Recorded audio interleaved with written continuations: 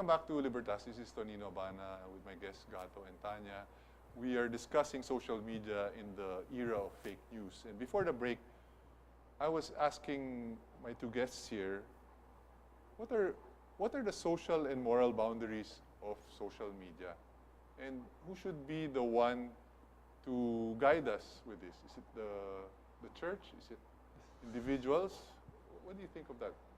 Well, in the end, it's always down to the individuals. Between what their morals are and what ought to be and what actually is on the ground, you have the law in between it, but it can't do everything. That's a good answer. Well, we live by the golden rule, di ba? Do unto others what you don't want. Do unto others what you others want to do unto you. So if you live by the golden rule, then you have this responsibility on what to post and what not to post on social media. Have you ever been bullied on social media?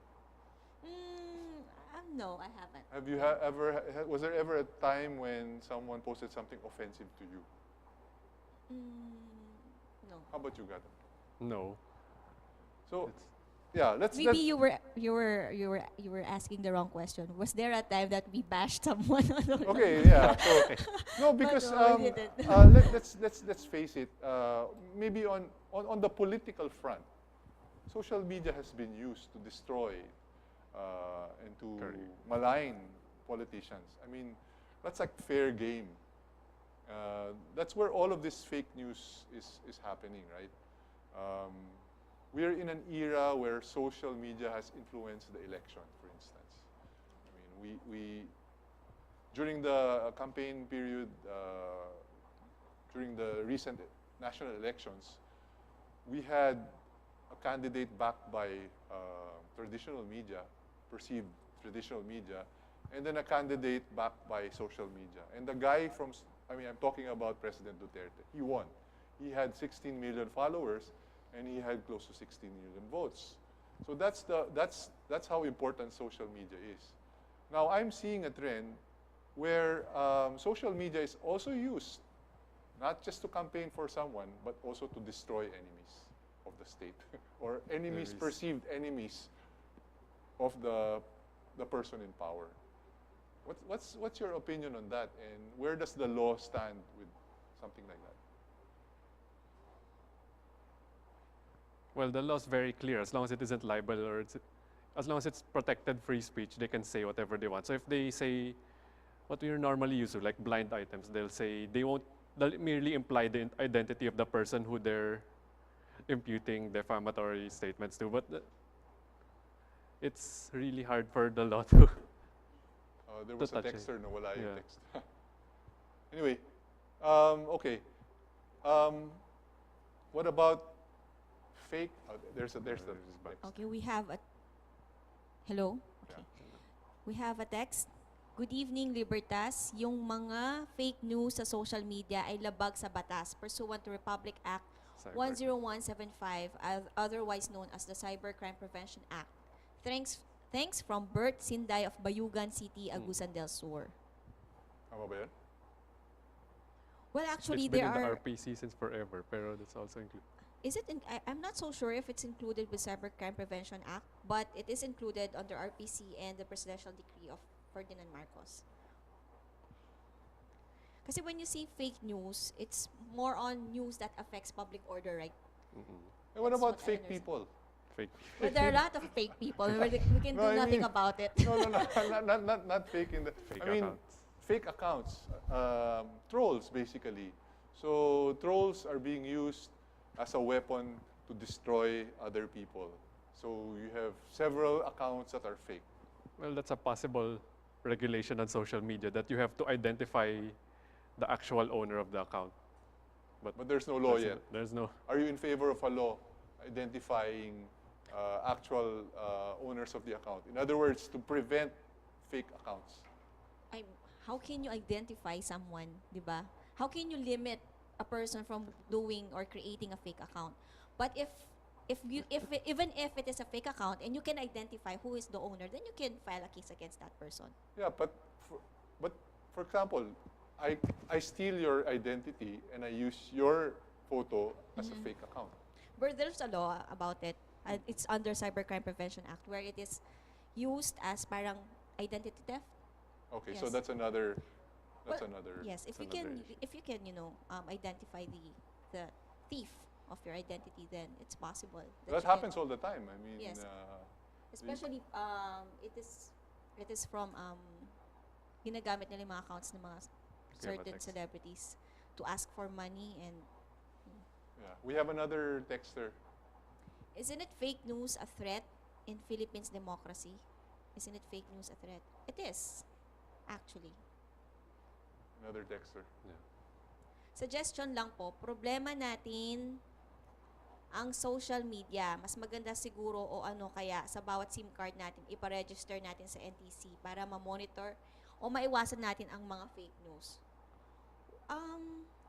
Whether you have a SIM card or not, you can create fake news because you can access internet even without using the mobile phones. You can access laptops or you can go to internet cafes to create an account. So, And fake Yeah. news isn't new just because social media has been used to spread fake news now. It's been around since forever. So I'm in favor of registering SIM cards because it's being used for crime. yes. So maybe in that respect, yeah, let's register the SIM cards.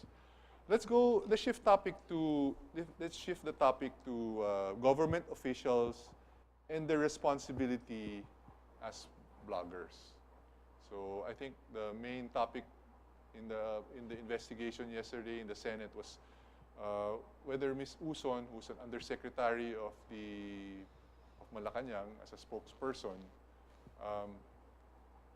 does she have any responsibility in posting her opinion on her blog? Well, I think everyone should be responsible on whatever they want to write on social media because they tend to influence people. Though we can say na people reading the blog can either believe it or not believe it.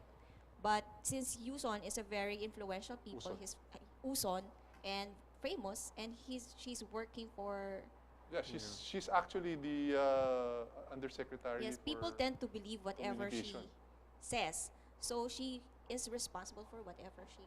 But is there is there a law or is there a code of conduct for government officials, especially someone in the communication department of Malacanang, to be more responsible in her postings?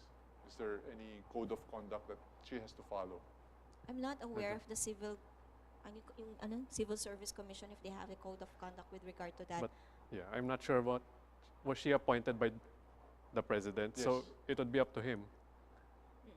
That's basically it. As long as we have the law as mentioned sa revised penal code, yung fake news under Article 154 and the PD by Ferdinand Marcos, as long as it does not create panic and does not disrupt the public order, I think it is still And- within the ambit of freedom of speech. And they're still covered by the same laws and they have the same rights and obligations. They have the right to free speech, but they can also be prosecuted for libel if they ever cross the Well, line. I think it will be tested soon because Senator Trillanes filed a libel case against her. Yes, For that a could state. be appropriate against her. Yeah. But if for simple reason na may misinformation, as long as it does not cross or does not cause any panic at all, I think it's not against the law. Okay, Senator Soto is suggested the other day that that blogs be registered and there should be controls for blogs. Anyway, let's read this text. Okay, good evening. Isa po ako kabarangay Kagawa dito sa Davao. Pag wala nanalo si President Duterte, nagbitaw na ako sa aking katungkulan. Dahil sa mga kabataan dito ay puro na adik. Sa ngayon, dahil kay President Digong, iwas droga na dito sa aming barangay. Thanks. Okay, meron pang We have wala another na yung text. Okay. So, yeah, are you in favor of registering blogs, controlling blogs? That's the suggestion of Senator Soto. What do you identify as a blog? Some people have personal accounts, have way more followers than bloggers. That's right. So, It goes against the freedom of speech because when you say blog, you can simply write anything about your experiences, about what you feel. So if you have to regulate that, it's like regulating what you want to say about yourself or about Correct. what you perceive or about your opinion. So again, it goes against the freedom of speech. Um, there's another saying, it's a dialogue. Social media is a dialogue, not a monologue. And some people don't understand that. Social media is more like telephone than a television.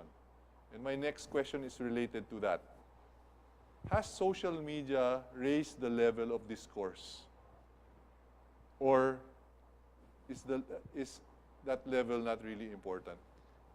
Raise the level in terms of quantity that people are talking to more people, or raise the level in terms of quality In that terms they're of talking quality. about? In terms of quality. Probably not, because of the way it's packaged. It's always been in very small snippets, so you always get the punchline, and that's basically it, and it's usually twisted to be entertaining. Another texter. Okay, good evening, Libertas. This is Charles Anthony Panonsyal from Bayawan, Negros Oriental. What moral values that social media can give to Filipino youth as for now? Moral values, well, we cannot really say because people here, I think the moral values will depend on what they read. yes, on what they Because- read, on what they perceive, and what they believe, Yes. and what they read. Because social media is just a medium. So it depends on what sites you go to. Yes. So if you go to a porn site, then definitely you won't find any moral values there. But if you go to a site that's very responsible, and then you have moral values there. Recently, there's been a law passed trying to get free internet access to everyone in public places, including state universities and colleges, and you could consider that social media an advantage of social media, that it disseminates information for free more quickly than any other medium. Right. It's not exactly social media, it's the internet, but some social media websites, some bloggers, they really are focused on education and on good things. So Yeah, so... it's not all fake news. Yeah, it's not all fake news. Generally, social media is actually a means to access information fast. Yes, actually, that's what I do every day. Yeah. So it's information you can get when you want it, and it's always there, as long as you have access to the internet. Even if you don't want it, you can just access anything on social media. When you browse your news feed, and there are a lot of news that yeah, gives so information. yeah, so it's not all bad. It's not all fake news. It's not all materials that will be bad for our kids. On the bright side, you have a lot of educational things on social media, a lot of information, and everything else. So we're going to take a break. But before we go for the break, I'd just like to read this information, which might be interesting to the televiewers and to you. The Philippines is actually #1 in terms of time spent on social media. It's a study done by a UK-based consultancy firm, We Are Social Limited. For 2017, the Philippines being #1, Filipinos spend 4 hours and 17 minutes on average per day. The next one is Brazil, 3 hours and 43 minutes. Argentina, 3 hours and 32. #1 ang Pilipinas for people who are on social media all the time. The US, an advanced country, they have only 2 hours and 6 seconds. And Japan, which is also a developed country, the Japanese only spend 40 minutes a day in social media. Very disciplined. Anyway, don't go away. There will be other interesting discussion. This is Tonino Abana with my special guests, Gato and Tanya.